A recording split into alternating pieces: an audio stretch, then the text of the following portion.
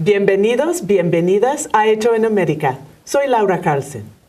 Hoy vamos a platicar sobre un tema de mucha importancia para toda la sociedad mexicana, la propuesta de Ley de Seguridad Interior.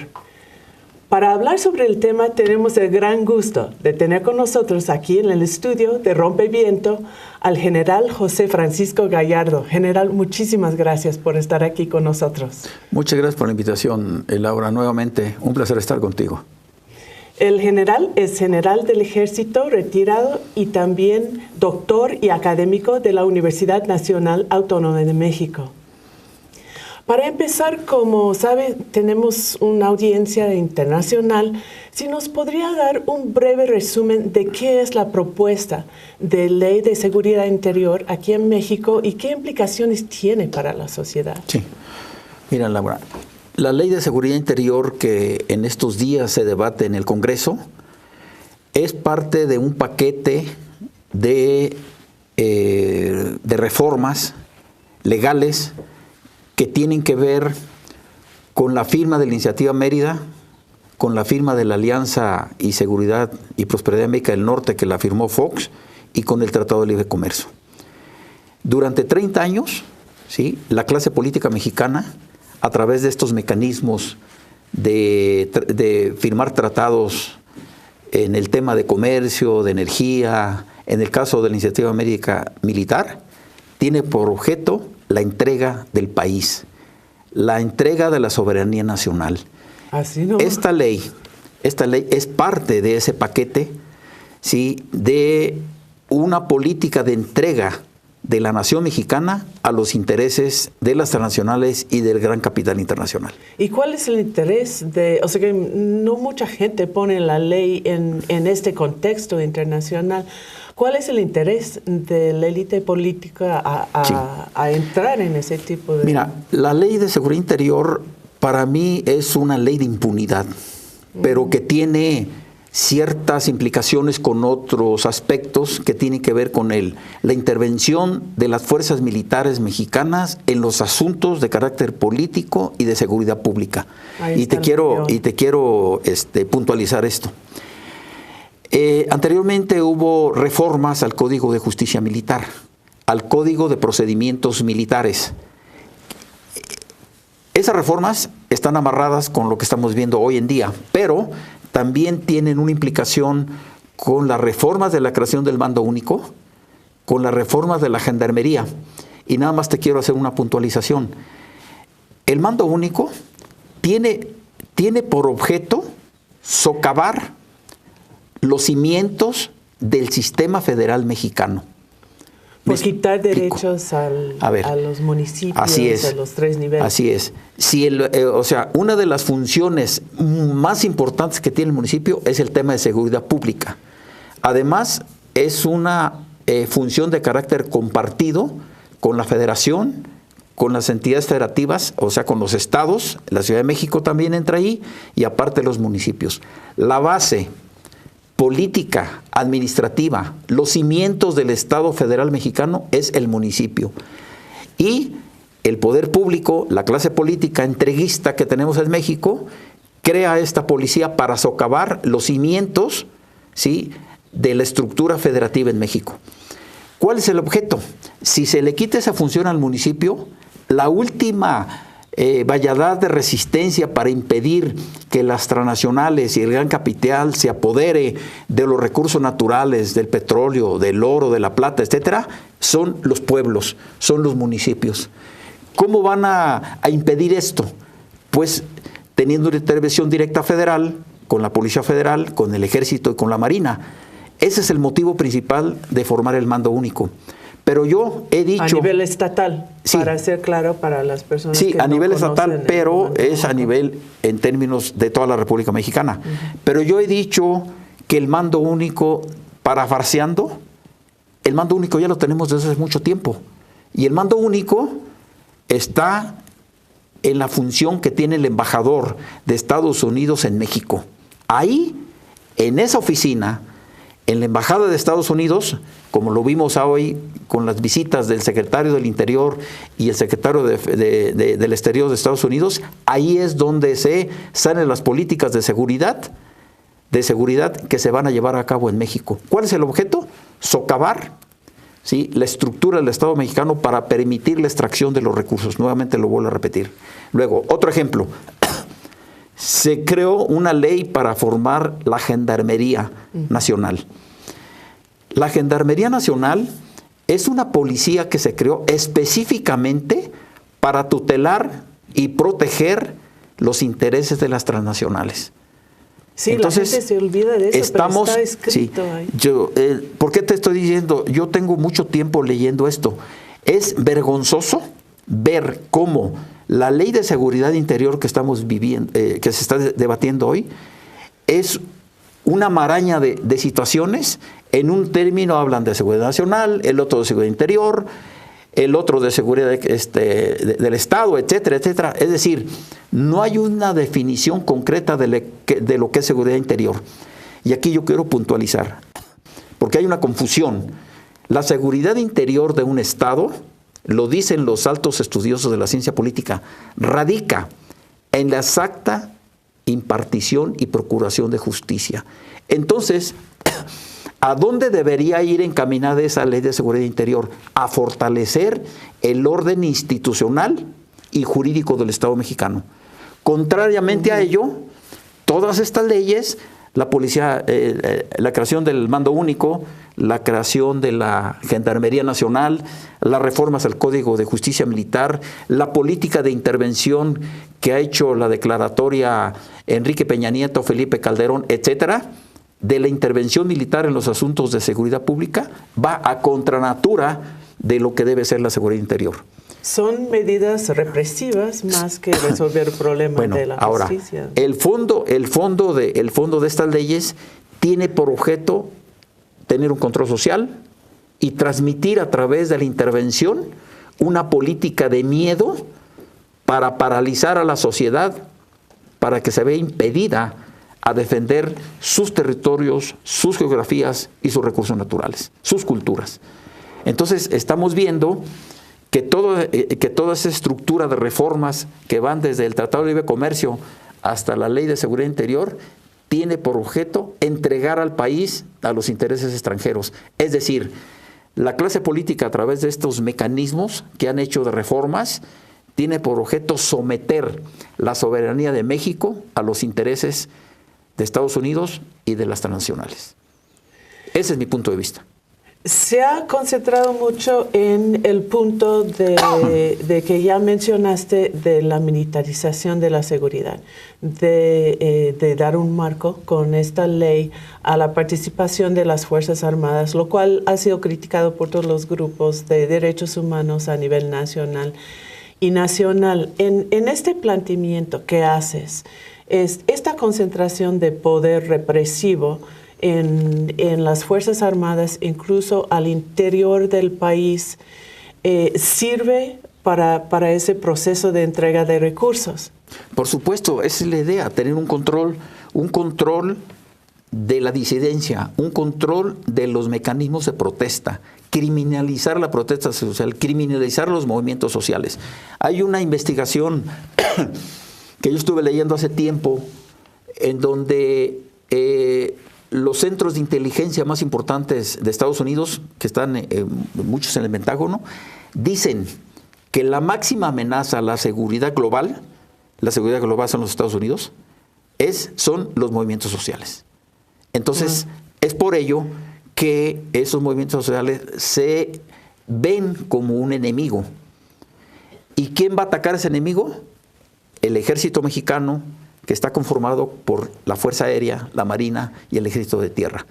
Ahora bien, si nosotros revisamos la iniciativa Mérida, que involucra como 11 tratados que tienen que ver con tecnología, con adiestramiento, capacitación, etcétera, etcétera, tiene por objeto someter a las fuerzas militares mexicanas a los intereses de Estados Unidos y convertir al ejército mexicano en un ejército de ocupación que tenga por objeto un control social, ¿sí? Y ocupe los diferentes territorios para impedir la protesta social. Entonces, la ley de seguridad interior va por ese camino. Además, hay una situación. En una de las partes de esta ley dice que el único que puede hacer una declaratoria de afectación al orden interno es el presidente de la República. Que me disculpen, eso no es posible. La declaratoria de esa envergadura es un asunto de carácter colegiado, no es un asunto de carácter unilateral del Poder Ejecutivo. Y más ahora que en México vivimos una situación gravísima de ilegitimidad de los representantes populares. Está demostrado por la Auditoría Superior de la Federación que Peña Nieto rebasó los topes de campaña con 13,000 millones de pesos o una locura de dinero. Entonces, ¿a quién le va a responder la autoridad? A los intereses que financiaron esa campaña. Por ello, la Constitución mexicana, que ahora tiene 100 años, que acabamos de conmemorar, ¿sí? El 5 de febrero pasado, en este mes, ha sido socavada, ha sido violentada a través de una política de desviación de poder, es decir, de la utilización de las instituciones, ¿sí? Para un fin distinto para el cual fueron concebidas dentro del orden constitucional del Estado. Entonces, estamos viviendo una situación muy grave, ¿sí? Que se quiere legalizar o legitimar a través de una ley de seguridad interior. Lo dijo el relator de Naciones Unidas en México, el que acaba de estar ahora pasado, el de defensor, el de relator sí, él mismo dijo: si se aprueba la ley de seguridad interior, va a haber una espiral mucho más grave de violaciones a los derechos humanos. Y aquí quiero hacer una puntualización. El ejército mexicano es el primer violador a nivel mundial de derechos humanos.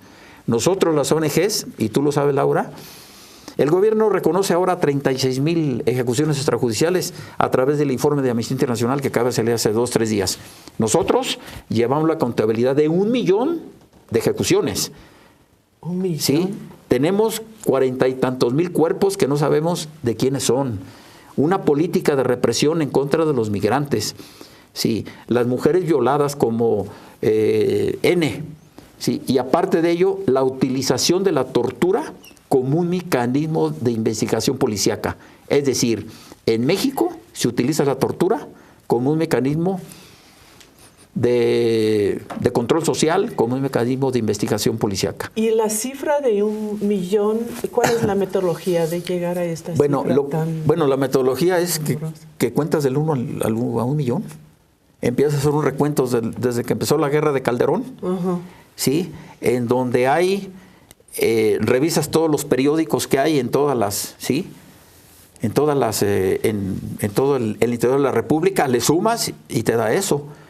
Creo que Fox tuvo 60,000, el otro tuvo 100, y súmale y vas a ver cuántos son. Además, la Comisión Nacional de Derechos Humanos dice que hay, en un informe que acaban de hacer, que hay 11,000 desaparecidos cada 6 meses o cada año. No leí bien el informe, pero, o sea, es una situación gravísima que está documentada por los organismos internacionales como una crisis humanitaria.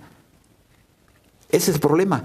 Y a través de esa ley de seguridad interior quieren formalizar, entre comillas, o maquillar la actuación de las Fuerzas Armadas, que lejos de tutelar el orden jurídico, de ser el soporte de las instituciones, de velar por la integridad territorial y tutelar la soberanía, van en contra de ello. ¿Por qué? Porque hay una división de poder.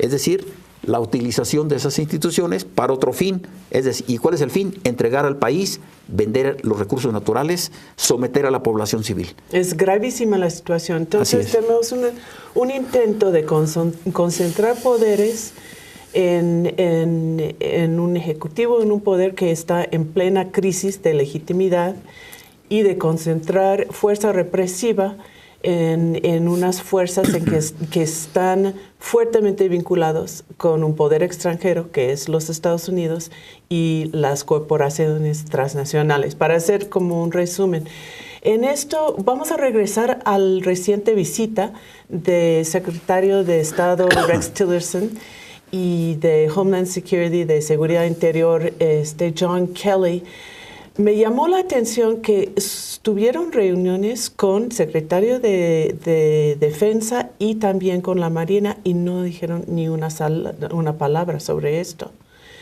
¿Qué habrá sido el tema y de qué manera ahora con la presidencia de Donald Trump crees que va a seguir esta línea de alianzas en las sombras? Mira, Laura, estamos viviendo una situación muy grave. Nosotros sabemos, por experiencia, yo trabajé mucho tiempo en el Estado Mayor de la Defensa y estuve 2 años trabajando en inteligencia militar. Y te voy a decir mi opinión.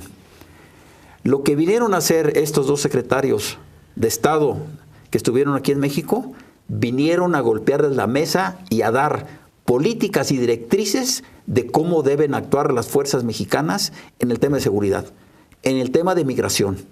Sobre todo. O sea, ahí, en esas, por eso yo me refiero a que ahí está el mando único. De ahí salen las políticas de seguridad.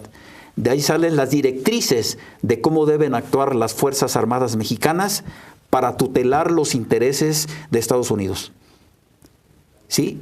Recordemos que la firma de la Iniciativa Mérida involucra eso, que la firma de la Iniciativa Mérida somete, ¿sí?, a las fuerzas militares mexicanas a los intereses de Estados Unidos, y a través de esa firma que firmó Calderón, que ahora sale como el benefactor y héroe que va a decir y que dice que él está muy preocupado porque haya justicia, bla, bla, bla. Ahora que le negaron la entrada a Cuba, que qué bueno que se la negaron, digo, qué bien que se la negaron, ¿no? Él sometió y abdicó, sí, la función de defensa nacional del Estado mexicano. Ese es el problema. Y entonces estamos viendo una situación gravísima. ¿Por qué? Porque los estados nacionales se fundan para tutelar a sus individuos, para tutelar su integridad territorial y defender los derechos humanos. Caso contrario que está haciendo el ejército ahorita. Verdaderamente gravísimo. Dentro del ejército hemos escuchado algunas contradicciones. Por un lado, han habido varias declaraciones por parte del secretario Cienfuegos en el sentido de que esto no es la tarea del ejército. Vamos a un pequeño video con las declaraciones de Cienfuegos. Estamos en los cuarteles, adelante. Yo sería el primero en levantarnos las 2 manos para que nos vayamos a hacer nuestras tareas constitucionales. No pedimos estar ahí. No nos sentimos a gusto. Ninguno de los que estamos con ustedes aquí estudiamos para perseguir delincuentes. Nuestra idea, nuestra profesión es otra y se está desnaturalizando. Estamos haciendo funciones que no nos corresponden porque no hay quien las debe de hacer o no tienen esa capacidad. Mi balance es que en 10 años que se determinó que se reconstruyeran las policías, todavía no las vemos reconstruidas. El balance es que ha habido un número muy importante de muertos que no debería estar sucediendo. El balance es que falta compromiso de muchos sectores para que esto pueda caminar. No es un asunto que se va a resolver a balazos. Ahí está, admite que fue un error meter a las Fuerzas Armadas en la guerra contra el narcotráfico y a la vez está avalando de alguna manera esta nueva ley de seguridad interior que da un marco de permanencia para este tipo de participación que está condenado por todos los organismos de derechos humanos a nivel internacional. ¿Esto quiere decir que existe división entre las Fuerzas Armadas sobre este papel? ¿Qué está pasando allí? Sí. Bueno, mira, Laura, cuando se firma la Iniciativa Mérida, sí, automáticamente se provoca una división dentro de las Fuerzas Armadas de México. Hemos visto N veces que se habla específicamente de la Marina y específicamente del Ejército. Hay o sea, ¿cuál es lo bueno que es lo benéfico que está pasando hoy en día con este asunto? Que se está poniendo en la mesa de discusión un tema intocado en México, las relaciones civiles militares. En México únicamente debe haber una sola Secretaría de la Defensa. Yo no vi que viniera el jefe de la Marina y del Ejército de Estados Unidos a platicar aquí. Vino el secretario de Defensa, uno, que representa a las Fuerzas Armadas de un país soberano. Así, en este mismo sentido, debería haber un solo secretario de Defensa que subsuma a las 3 Fuerzas Armadas. ¿Sí? Eso no pasa en México. ¿Por qué? Pero eso le conviene a la política de Estados Unidos mantener a las fuerzas militares mexicanas divididas. Porque evidentemente en estos años ha escogido a la Marina como su contraparte, su socio preferido. Además, hay una situación grave, gravísima.